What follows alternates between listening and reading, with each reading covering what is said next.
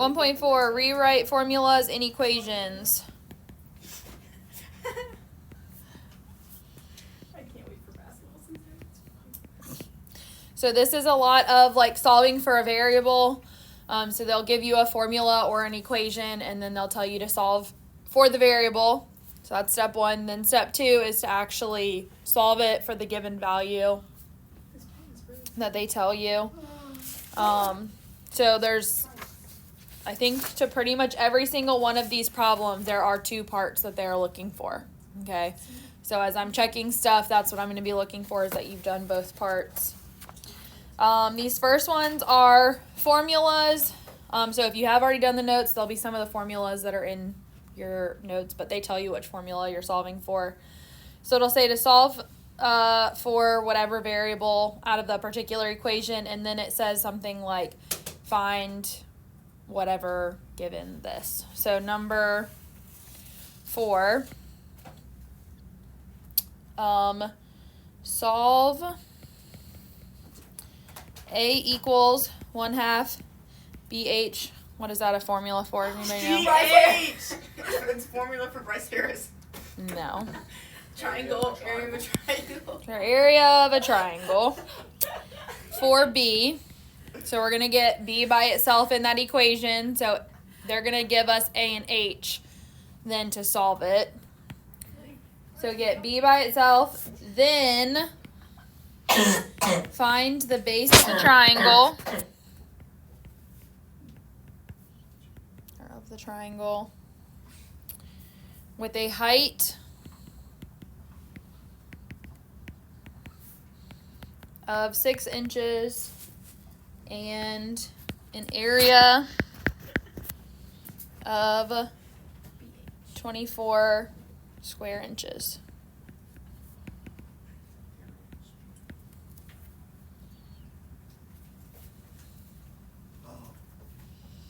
Or you've probably seen this before written as like that, but a lot of times they say square inches instead when they're writing it out. All right, so the first step is we have to get this equation solved for B. So ignore everything else, ignore the numbers. How would I get B by itself in this equation? Each side by 2. Yep, so what both of you said. So I'm going to multiply by 2 because I'll get rid of the 1/2, and then I'm going to divide by H. So I'm basically multiplying both sides by 2 over H. So A equals 1/2 BH. I'm going to multiply by 2 and divide by H, and I'm left with B. So this is the first part that you're looking for.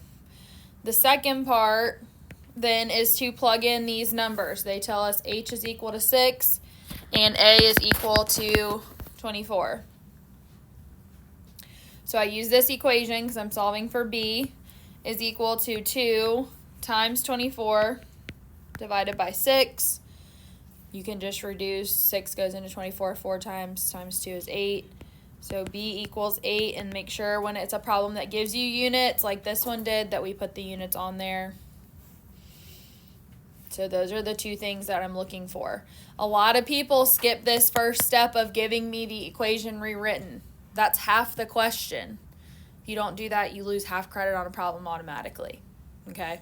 A lot of people are like, well, I can just plug in the numbers and solve for it. And I understand that you can, but we have to follow the instructions for what they're saying.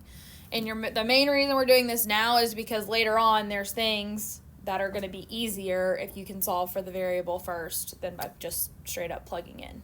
Okay?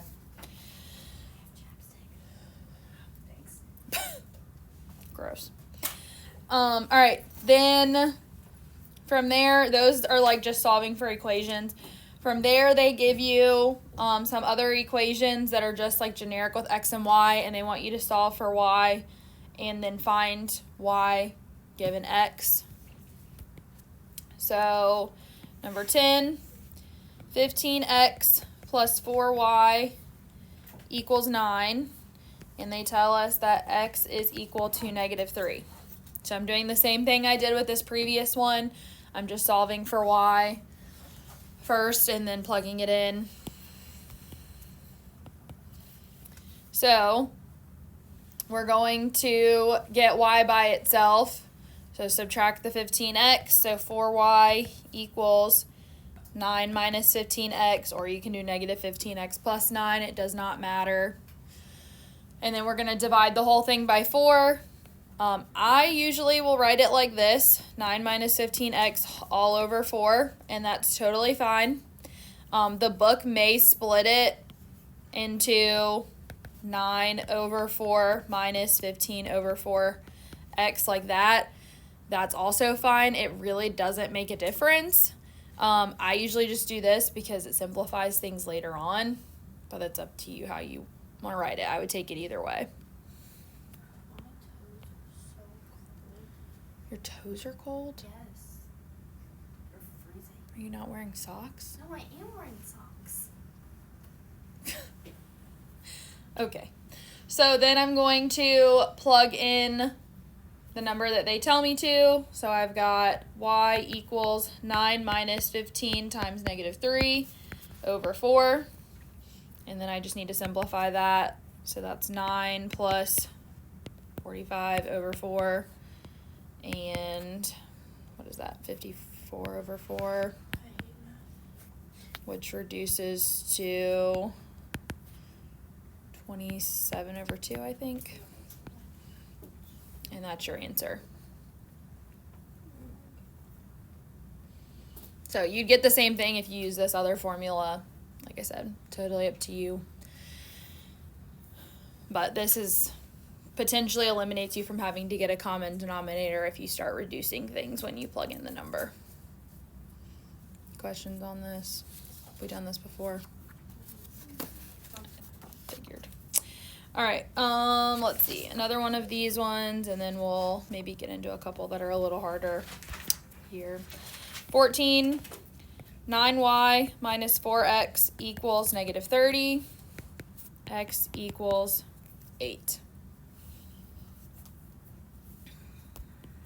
So what would I do first to solve for y? Add the 4x. So 9y equals 4x minus 30. And then what? Yep. So y equals 4x minus 30 over 9. So again, totally fine to leave it there. This is what I would do. However, if you split it, you would need to reduce it. Okay? So I would leave it like this so then you don't have to worry about reducing. I'm going to caution you, don't do this and be like, oh, well, this is 3 and 10. Doesn't work that way because these things are being subtracted. So don't do that. If you're going to split it, that's fine, but I would just leave it there. Makes your life easier when you go to solve for it in the second step. So then plug in y equals 4 times 8 minus 30 over 9. So what is that? 2 over 9. And that's your answer. Yeah. And I don't really care when you're solving for y. If you can like move this over and go ahead and divide by 9 and not have to write it out in steps, like that's okay. This stuff hopefully is at least like mostly a review, so I trust that you can do that. But if you need to write out the steps, that's absolutely fine. All right, getting into a couple harder ones here. Same instructions, just jumps a little bit in the section. Number 24. 9y plus 6xy equals 30, and x is equal to negative 6.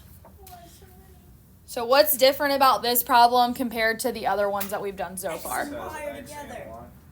Okay, there's x and y together. What else? There's not a negative. No, never mind. Take that back. Oh, wait, no, there is a negative. The past two have a negative. What's true of both of these numbers or terms? Divisible by 3? Question mark. They both have y's. They both have y's. Yeah. Yes, they are both divisible by 3 also. But they both have a y. So I've got to do something because I'm trying to get y by itself. So if both terms have a y in them, what do I have to do in order to get y by itself?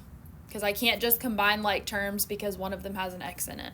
No. Did you substitute in the x and multiply them and add them as like terms? Nope, because I got to solve for y first. Wait. Would you divide by 6x? If I do that, then I'm going to end up with 9y divided by 6x, like on that. So I can't do that yet. How about factor and take out a y? So that would, if I take a y out of both pieces, I'm basically doing a reverse distribution. Then I would end up with 9 plus 6x here is equal to 30. Now I want y to be by itself. Well, this is now being multiplied by all of this, so I can divide by all of this. So this is y is equal to 30 divided by 9 plus 6x. And we leave this here. This one, unlike the previous ones, cannot be split. Okay, this isn't going to be two separate fractions because this denominator all goes together. Okay, if there's like one number on the bottom, we can split it, but if it's like this, we have to leave it as it is. So then plug in y equals 30 over 9 plus 6 times negative 6. So 30 over 9 minus 36. Is that 25? Nope. 30 over 9 Yeah, there we go. I was like, I'm going the wrong direction. And then we just want to reduce that down to negative 10 over 9.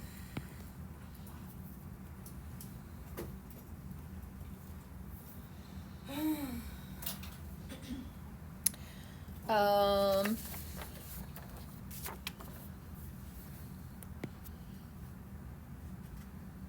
26. 4x plus 7y plus 5xy equals 0, x equals 1.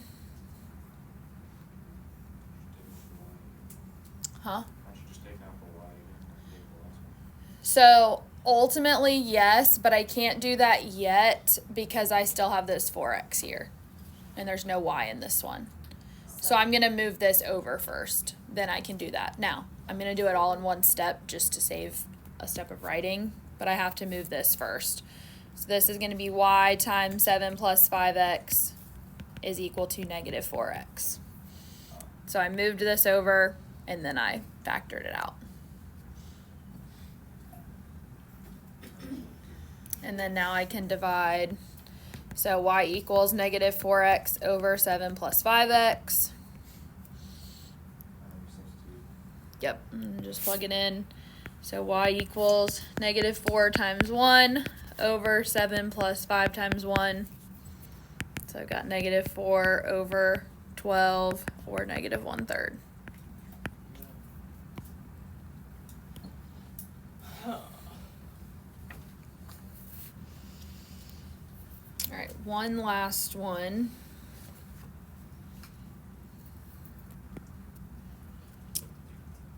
Um, 28. I already said 28, so. xy equals x plus y. So I'm doing the same thing here. However, I'm not plugging in a number after. They just want me to solve for y.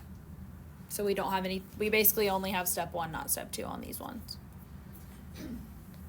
These ones just say solve for the variable. So they want us to solve this one for y, which is what we've been doing. Any idea what I might have to start with? Taking the y out of the first part? Wait, no, solve for y. Yeah, take the y out. So what's different about this problem compared to the other ones so No far? numbers. Okay, there's no numbers. What else? And y doesn't have like a number you can substitute for. There's a y on the What's other it side. called? Yeah, we have a y on both sides. So because that's what I'm solving for, I need to get them on both. I need to get them both on the same side. So, and I need the ones that don't have a y in them to be on one side. So I'm going to move the y on the right to the left by subtracting. So I'll have xy minus y equals x. Now I can do what we did in the last one. Take out the y. And then I'm left with x minus 1 equals x. It's being multiplied. I can divide now. So y equals x over x minus 1. And that would be my solution to that one. Okay. Homework is gonna be so All right, problems. You should have plenty of time to do them. 5, 9, 17, 23, 29, 31, and 33. Now, 33 is a word problem, but you're doing the same thing that you're doing basically in problem 5. They're giving you a word problem for the formula of something, and then you're solving for the variable, but it's just a different way to see it. What page? 30. Or, yeah.